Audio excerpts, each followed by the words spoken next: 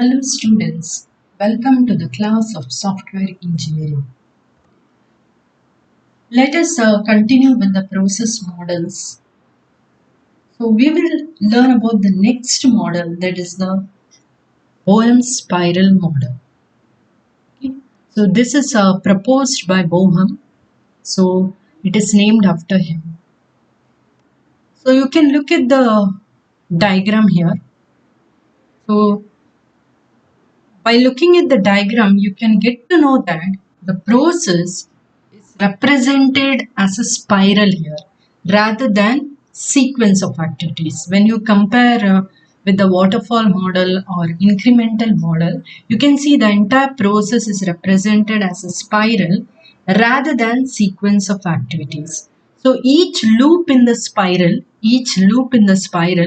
will represent a phase of the software process will represent a phase of the software process. So the innermost loop that is concerned with system feasibility. The innermost loop is concerned with system feasibility. The next loop is concerned with requirements definition, and the next loop is concerned with system design. You can see here. So first innermost loop innermost loop is concerned with system feasibility. Okay, and the next loop that is concerned with requirements definition, and then again next loop that is concerned with system design, and so on. Next is testing. So okay. So we'll see each loop in the spiral is split into four sectors. So which are those sectors? First sector is this one. Determine objectives, alternatives and constraints. Second sector is evaluate alternatives, identify, resolve risk. Third sector is develop, verify, next level product. And the last sector is plan next phase. So it's divided into four sectors, keep in mind. So we will see in detail regarding each sector. First one, objective setting. Objective setting. So what you have to do in this here is you have to determine the specific objectives.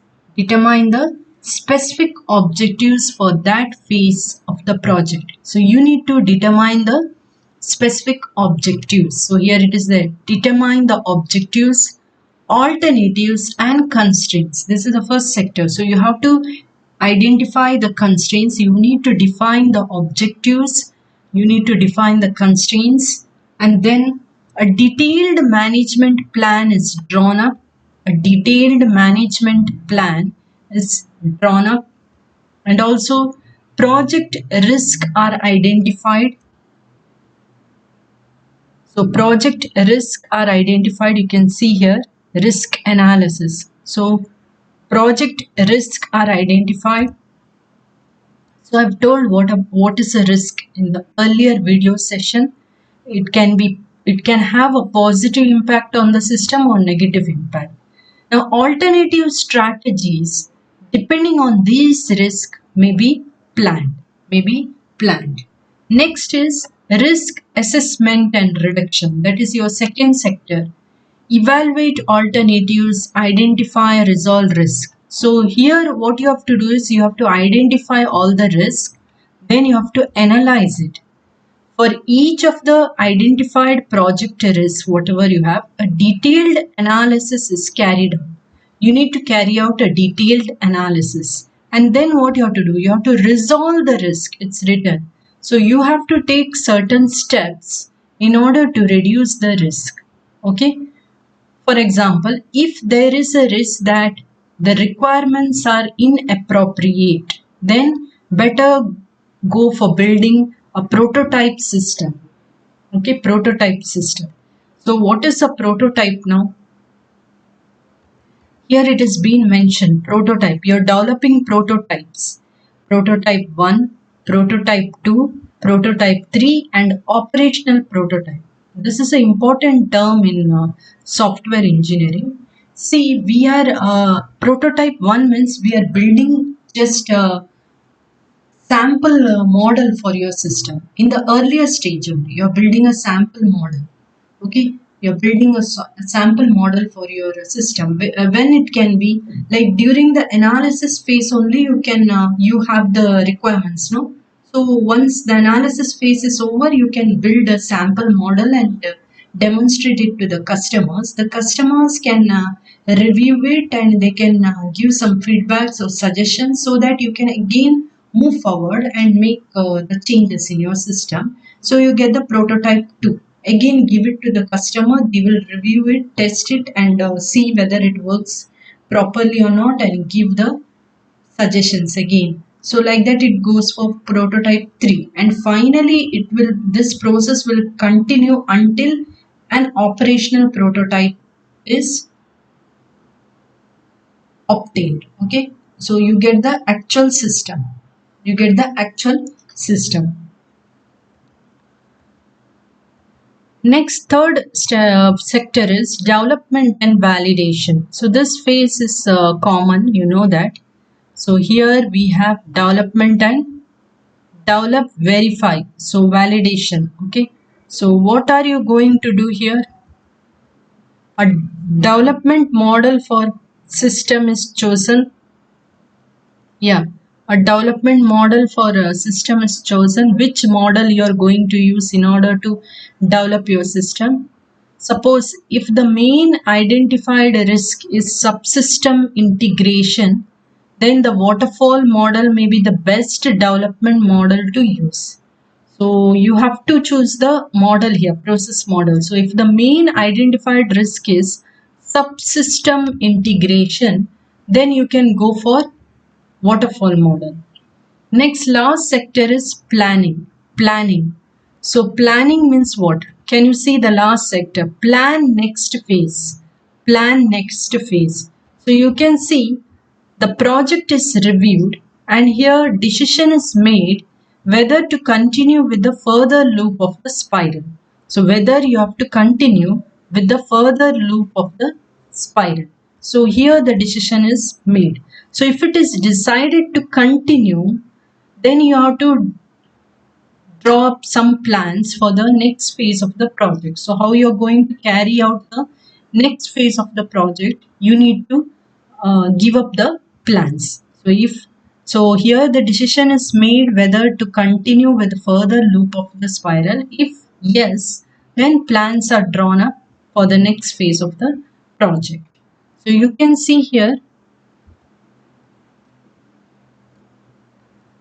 So here in the innermost loop, mainly you're identifying the risk and also you're making a requirements plan life cycle.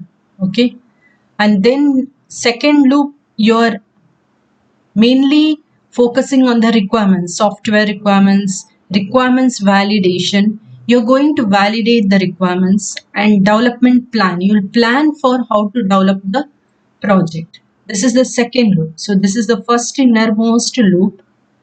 Okay, where the project is reviewed, risk is been risk is been identified and analyzed, and the requirements plan is being drawn up.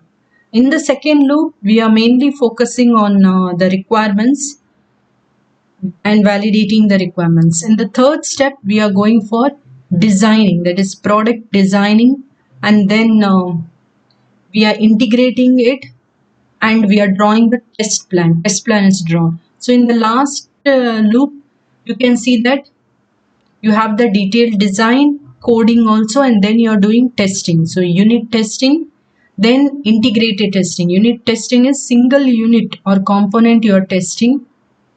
An integration test is all the units you are combining together to form one single system and then you are testing it. Acceptance testing, you need to see that it is you're testing the system in order to see that it actually satisfies what the customer requires. So you're giving the customer's data here.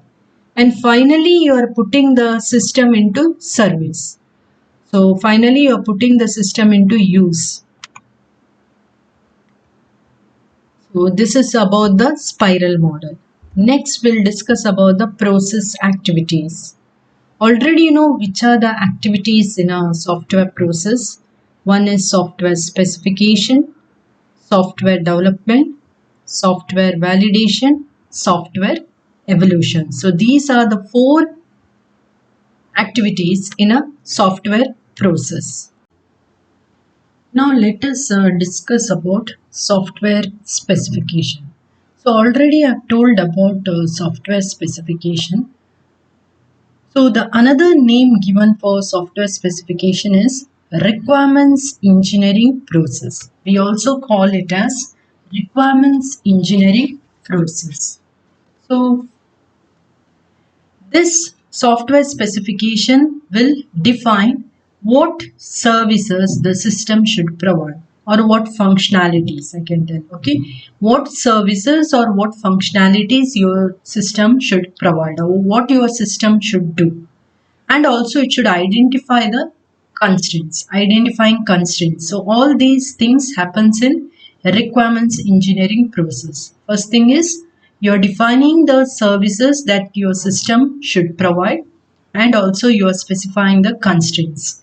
And finally this phase will lead to the production of requirements document. Always have told that requirements document is a document consisting of all the requirements in detail. So it's also called as SRS. So finally what you get is here a requirements document will be produced. So this is actually the requirements engineering process or your software specification, or we also call it as requirement specification. Requirement specification. So you can see here the different phases here. There are four phases. First one is feasibility study. Second one, requirements elicitation and analysis. Third one, requirements specification. And fourth one is requirements validation. So these are the four phases in this process.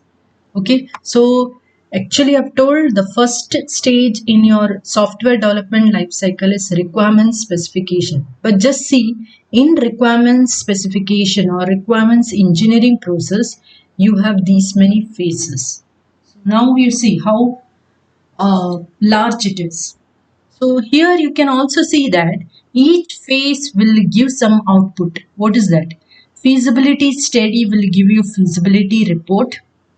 Requirements elicitation and analysis phase will give you the system models.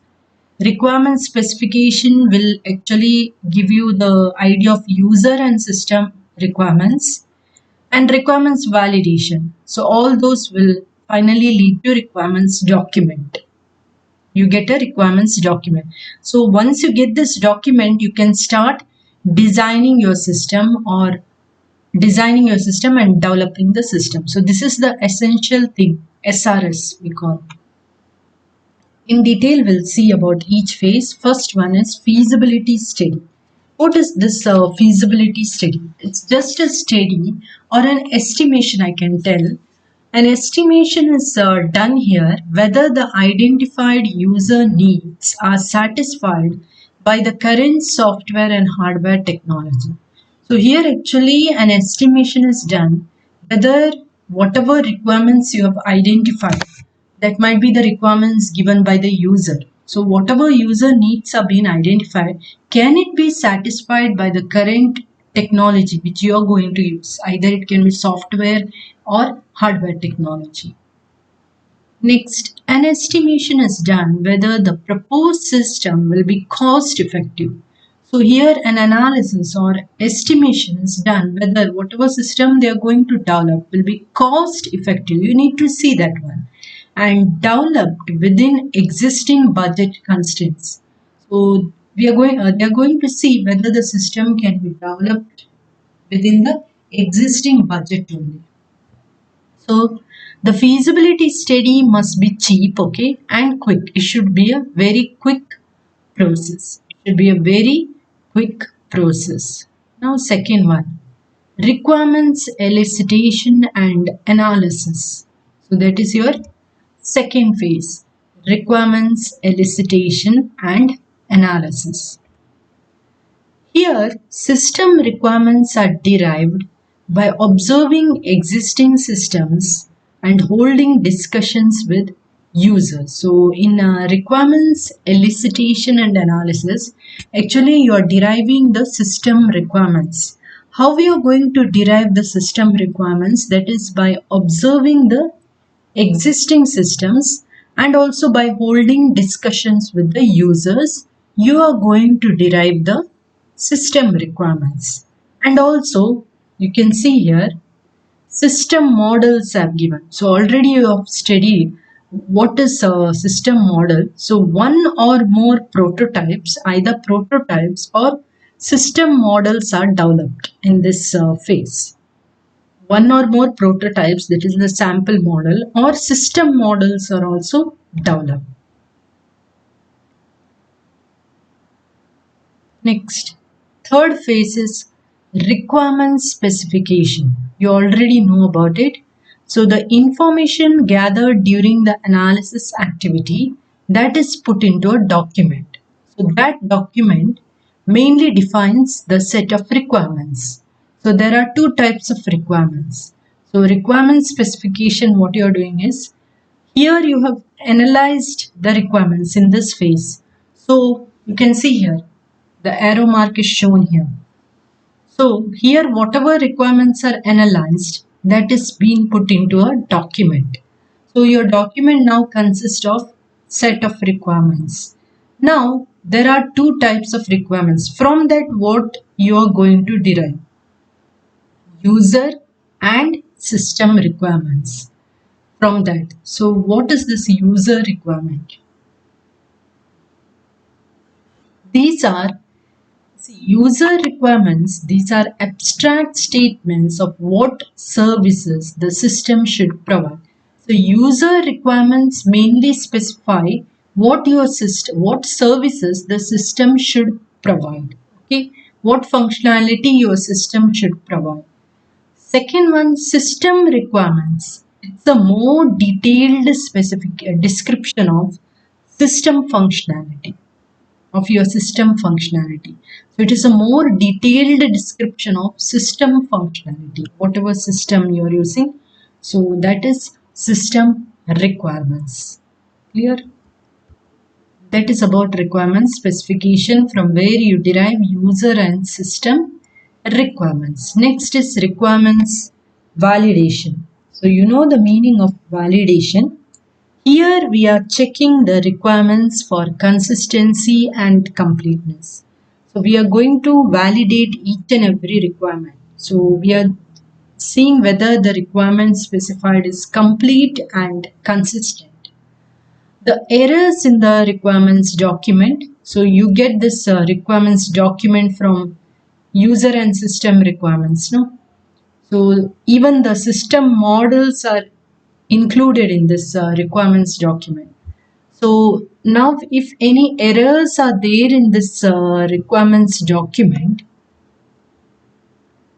the errors in the requirements document are discovered and then modified, and then they are modified. Okay. So this is about the requirements engineering process, which is an important topic. So you need to explain the different phases in this requirements engineering process. One is the feasibility study. Second one is the requirements elicitation and analysis. Third one is requirements specification. And fourth one is requirements validation. Now next we'll move on to is software design and implementation. So that is after the requirement stage, we have the design and implementation phase, isn't it? We have the design and implementation phase. So you can look at this diagram. You can look at this diagram. So here you can look at the diagram. So you can see earlier you have design inputs. So we are talking about design here. So we have the design inputs like platform information, requirement specification, data description. And those are sent to the design activities What are design activities? Architectural design, interface design, component design, and then database design also you have. And then what you get is the design outputs finally. So one is system architecture, you'll get database specification, interface specification, component specification. So let us see in detail regarding this. Implementation stage means converting a system specification. Now you have the specification, no? Requirement specification or requirements engineering process, I can tell. So now you have that one. Converting that specification into an executable means working system, that is called implementation stage. So what do you mean by implementation stage? It means converting a system specification into an executable system or working system. So this will involve, this implementation stage, I can tell it involves designing as well as programming. Keep in mind. So when I tell implementation, it means it involves designing your system as well as programming. So for programming, you're using a specific programming language and you code it. Okay. A software design is a description of structure of software to be implemented. Now, when I tell implementation, you have got what is the meaning of software design? It's nothing but description of structure of software to be implemented. So the figure which you have seen is an abstract model of this process showing the inputs to the design process, process activities, and the documents produced as outputs from this process. So what is software design? It's nothing but description of the structure of software to be implemented. So the figure, whatever we have seen, is just an abstract model showing the inputs to the design process, process activities, and the documents which you have got as outputs. Okay. The diagram suggests that the stages of the design process are sequential. The stages of the design process are sequential. In fact, the stages of the design process are sequential. In fact, design process activities are interleaved. Where is the design process activities? This one. They are interleaved. Feedback from one stage to another and consequent design rework is inevitable in all design processes. So feedback from one stage to another and consequent design rework is inevitable in all design processes. So the activities in the design process vary mainly. Here you have seen the different activities: architectural design, interface design. It need not be the same. It might vary because it depends on the software which you are going to develop. So it may not be same. It actually depends on the type of software which you are going to develop. So we'll just discuss about the diagram. See, design inputs, when I talk, what are they? One is the platform information. Your platform information you have to give, which operating system you are using, that one. Requirement specification, like you are using Windows, means you have to specify that Windows is being used. You are working on Windows operating system. Requirement specification, you have got this one. It's nothing but your SRS or document. So that is given. So it consists of all sets of requirements. And next is the data description. Some data is there, means its description is there. Like suppose this data is nothing but which is stored in the database. So that description is given to the design process activities. So which are the design process activities? First one, architectural design. You can see here we have architectural design, then we have interface design, component design, database design. We'll see in detail. Architectural design means you need to build up, the structure of your system. The structure of your system. So you need to build here an architecture for your system. So for that you need the major components, isn't it? Because you need the components. All those components, if you integrate together, you get a full one final system. So you need to develop a structure for your system or architecture for your system. So for that you have to identify the components. It can be the sub components, subsystems I can tell, and their relationships. Also you need to know what is the relationship between one component and another component. And also you have to specify how they are distributed in this architectural design. So in this architectural design you have to develop an architecture for your system. So first you need to identify what all subsystems need to be included, what is the relationship between each subsystem, and how should be they distributed.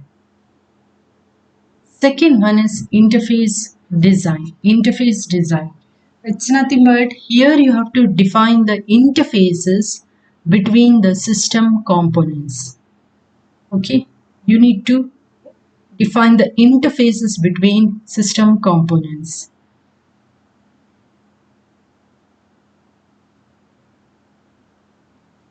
Third one is component design. Component design. So you have to take each component of your system and design it, and you have to specify how it will operate. So interface design is nothing but you have to define the interfaces between the system components. So how one component can call the method of another component. Component design is you have to take each component from the system, design it and specify how it will operate. Fourth one is database design. What is this? So I told that data, the word data is actually stored in your database. So here you have to define all those database schemas. So how exactly you're going to store that data? Everything needs to be designed. Next we'll discuss about software validation. Software validation, or we can call it as V and V, means verification and validation. So what is this software validation? Here we are actually, it's like testing your system only, I can tell.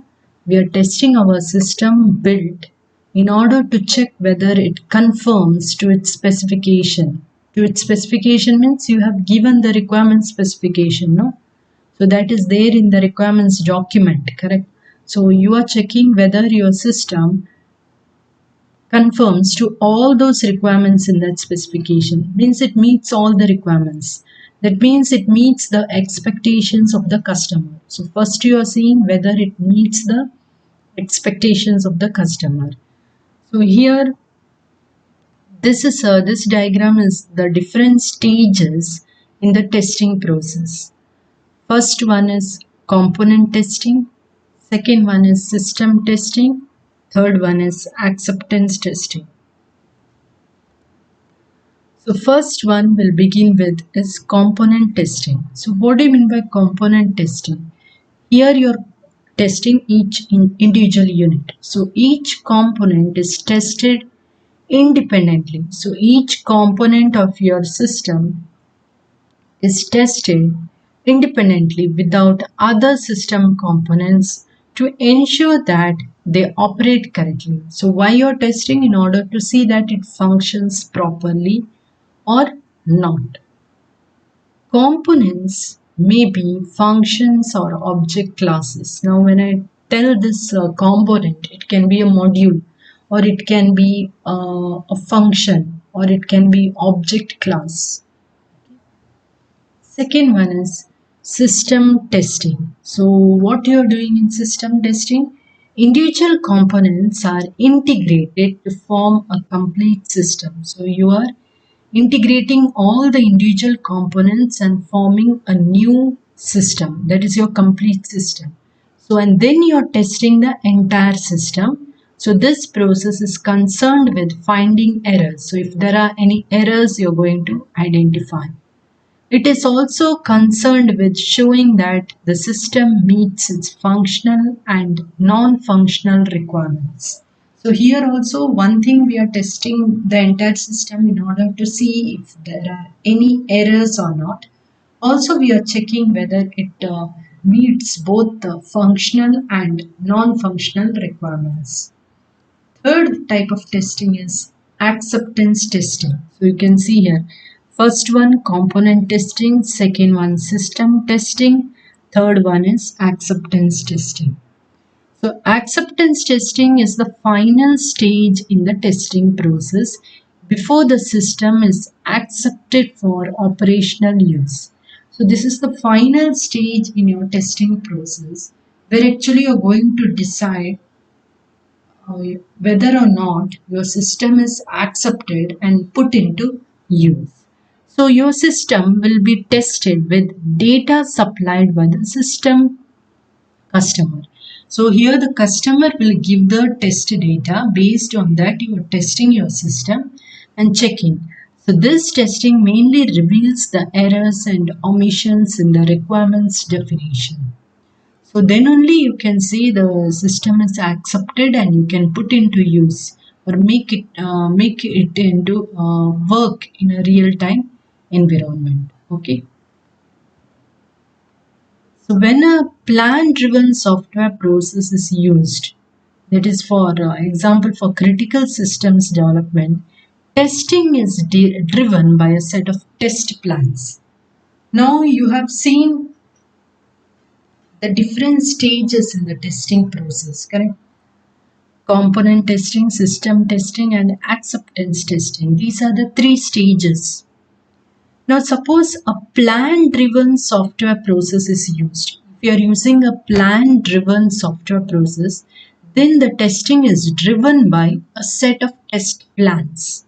Okay, an independent team of testers works from these pre-formulated test plans, which have been developed from the system specification and design. So we will see the figure which illustrates how test plans. So here we have the concept of test plans. So testing is driven by a set of test plans here. So test plans are the link between testing and development activities. And this is sometimes called the V model of development. V model. We call it as V model of the development. Turn it on its side to see the V. So look at this figure. You have to turn it this side and see you will get a V shape. So this is also called as V model. You just turn it on its side to see the V shape. You get the V shape like this. It is then here. Okay, so this are here the testing is driven by a set of test plans. So we are seeing the different testing phases in a plan-driven software process. Different testing phases in a plan-driven software process. So we are going to see the testing phases in a plan-driven software process. First one is requirement specification, and then we have the system specification, system design, detailed design. So you can see here in requirement specification and system specification, you are doing the acceptance test plan. Here you have the acceptance test plan. So you are checking whether your system is being accepted or not. And system specification and system design, you are doing system integration test plan. There, that is when you are integrating all the components to form a complete system. Then system design and detailed design, you are doing which test plan? Subsystem integration test plan. So while integrating the subsystems, you are doing the test plan. Okay, and then after this detailed design, you have module and unit code and testing. So unit testing you are doing. Then subsystem integration testing, then final system integration test, then the last one will be acceptance test. And here you are deciding whether your system is being accepted for use and you can put it into service. So here you can see that clearly in each of these tests. For each of these tests, the test plan is derived. For each of this test, the test plan is derived. For acceptance test, you have acceptance test plan. For system integration test, you have system integration test plan. For subsystem integration test, you have subsystem integration test plan. Next, we'll discuss about alpha testing. So, acceptance testing is sometimes called as alpha testing. Custom systems are developed for a single client. So alpha testing, this acceptance testing is also called as alpha testing. So the alpha testing process continues until the system developer and the client agree that the delivered system is an acceptable implementation of the requirements. So this acceptance testing is also called as alpha testing. So here you are testing your system with the customer data. So this process will continue until both the system developer and customer, they come to a point or they agree that whatever system is being built is an acceptable implementation of the requirements specified. Next, beta testing. So what do you mean by beta testing? When a system is to be marketed as a software product, then a testing process called beta testing is used. So when you're suppose if you're marketing your system as a software product, in that case we are using beta testing. So what is this beta testing? It involves delivering a system to a number of potential customers to agree to use that system. So here actually, when a system is to be marketed as a software product, we are using beta testing. So, in this beta testing, we are delivering our product to n number of customers who can use that system. So, they will actually tell if any problems are there. They report the problems to the system developers. So, this what is the advantage of beta testing? This exposes the product to real use, isn't it? And you can detect the errors that may not have been anticipated by the system developers. Clear? So the advantages the system is put into real use and you can identify the errors. Next topic we move on to, that is software evolution. Software evolution. So software evolution is nothing but your maintenance phase, I can tell. Software evolution is actually maintenance phase.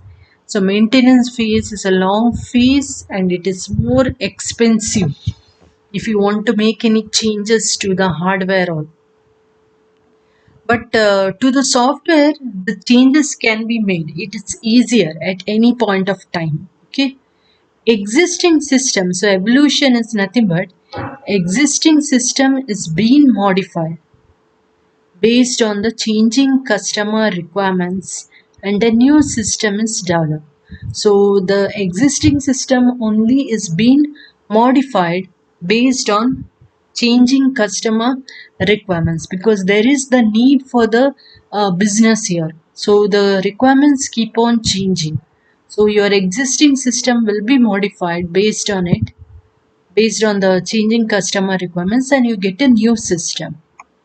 So we will see the software evolution process now. So next we'll see in detail. So you can look at this diagram. Now I'll describe about the software evolution process.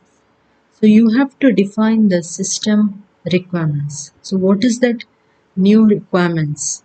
Okay, you have to define here and you have to assess the existing systems. You have to assess the existing system, take the existing system and we are going to propose the system changes. What system change you're going to do.